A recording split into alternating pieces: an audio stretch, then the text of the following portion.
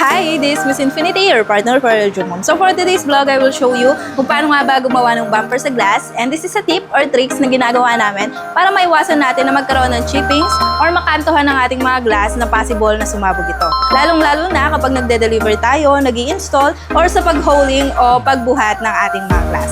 So madali lang naman ito. We have here plastic strips. We have F, Y, A, or H, kahit anong plastic strips pwede kung ano ang available sa inyo. And meron din tayo ditong sample cut ng glass. Wala lang tayong clear tempered glass pero pwede na ito.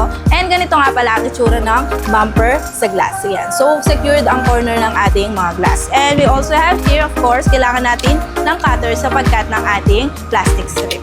So, yan. Mag-cut muna tayo ng maliit lang. Kahit ganyan lang kaliit. Okay na. So, madali lang naman ito. Yan.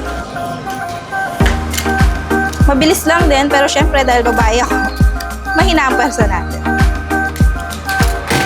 Yan. So, nakat na natin siya. And tatanggalin din natin ang kanyang palikpik. Ayan. And after nun,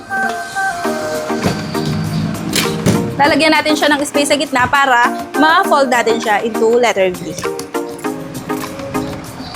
So, yan.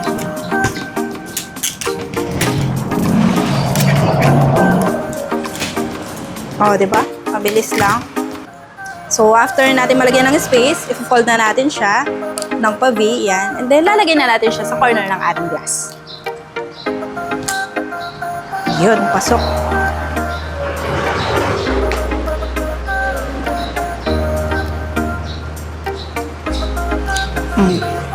Oh, diba?